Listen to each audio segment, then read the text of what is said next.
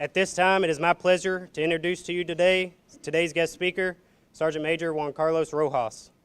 Sergeant Major Rojas enlisted into the North Carolina National Guard in April of 2022 as a private first class.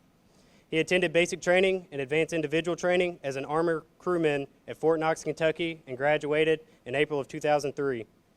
He served in Bravo Company, 1st 252 Battalion in Sanford, North Carolina, where he served as a tank driver and gunner. During his time with Bravo Company, he deployed in support of Operation Iraqi Freedom. In October of 2005, he was selected as a recruiting and retention NCO and attended 79 Tango basic training course in January of 2006. While serving as a recruiting and retention NCO, he was subsequently awarded the Senior Recruiting Badge and Expert Recruiting Badge. He successfully performed his duties as an R&R NCO from 1 October 2005 to 1 November 2016. In November of 2016, he was reassigned to serve as the Army National Guard MEPS Guidance Counselor at Raleigh MEPS. In April of 2018, he was promoted to Master Sergeant and reassigned as a Section Chief for Bravo Company, 3rd Platoon, Detachment 8. After completion of his time as a Section Chief in December of 2020, he was appointed to 1st Sergeant for Alpha Company, Recruiting and Retention Battalion. In October of 2022, 1st Sergeant Rojas was promoted to Sergeant Major and reassigned as a Battalion Operation and Production Sergeant Major for the Recruiting and Retention Battalion.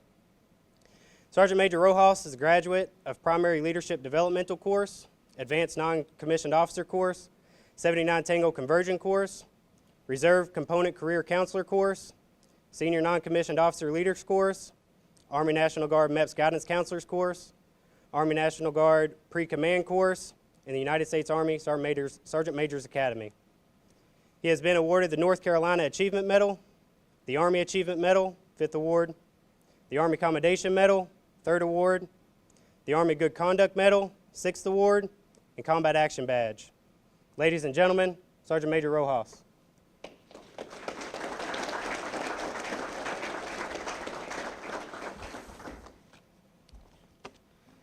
Hey, good afternoon, everybody. Thank you for this great introduction. I'm honored to be here with you all today in celebration of your extraordinary accomplishment. For many of you graduating, SQI4 is just the first milestone of many more milestones to come in your careers as recruiting and retention NCOs for your respective states. First, I want to thank you for stepping up and volunteering to do this very important assignment. Don't ever take what you all do for granted. You all have one of the toughest but most rewarding jobs in the Army National Guard. You all will change lives with every applicant that you enlist, and don't ever forget that or take that for granted, especially if times get tough. I understand that I am standing in the way of your 1059s and your trips back home, so I promise I'll make this brief. But what I do want to talk about today is the 5 things that you all need to do immediately when you all get back home to your states in order to be successful recruiting and retention NCOs. These 5 things are what you must focus on en route to building a successful recruiting program. Number 1, you need to focus on product knowledge and recruiting process in order to strive to be a subject matter expert. Number 2, you need to conduct daily prospecting activities. Number 3, you need to conduct follow-up of those prospecting activities. Number 4, you need to execute service after the sale. Number 5, you need to stay disciplined. So let's talk about number 1, product knowledge. That starts with basic eligibility. This will ensure that you don't turn away qualified applicants, but also keeps you from trying to process the unqualified applicants. On your road to becoming a subject matter expert, ensure that you are keeping up with the regulatory changes of AR 601-210, the Accessions Options Criteria, also known as the AOC, SMOMs that change, and flash messages that come out. This will without a doubt save you time and gain you accessions. So the second thing, conduct daily prospecting activities. Now I want you guys to make a mental note that I said daily, not just the last 2 weeks of the month. All right, that's very important. Always be prospecting. As you all know, there are many forms of prospecting. So don't be that recruiter that's that one-trick pony. You need to get out of your comfort zone. When you actively prospect daily, you will surely encounter a bunch of no's. However, you've got to get through those no's in order to get to those yeses. You need to make sure that you're conducting follow-ups. This is how you reap the benefits and the rewards of your prospecting. First to contact is first to contract. I'm sure you guys have heard that back in your states. Appointments will not set themselves.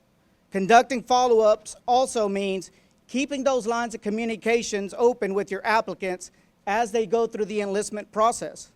Communicate effectively with your applicants so that you can manage their expectations and timelines through the enlistment process.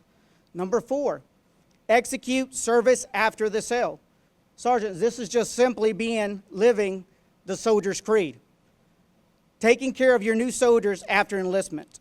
Ensure that you provide them with the purpose, direction, and the motivation they will need to succeed early in their careers. If you do this, the referrals will come. 5, stay disciplined.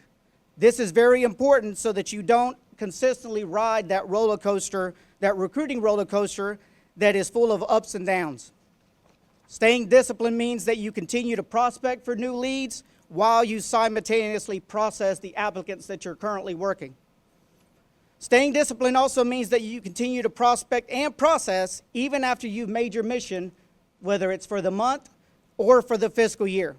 This is how you build the best recruiting program that would allow you to make mission not just for the month or for that fiscal year, but for years to come. Remember, always recruit to your potential and not just to a number. Now, why is it important that you all go out to your states and you succeed? Well, that's because your state depends on you. Your state's strengths depend on you.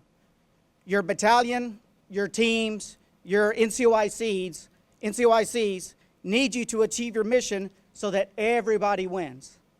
Your family at home need you to succeed as well so that you can secure those badge upgrades, those promotions, and other accolades. In recruiting, mission success equals disciplined freedom. In closing, I would like to thank the family and the friends of the soldiers attending here both in person and via Facebook Live for their continued support of their soldiers. Recruiting and retention NCOs will not be successful without a strong support group from their families and their close friends. And for that, I thank you. Class 24-006, thank you for your time here today, and congratulations on your graduation, and I wish you all future success.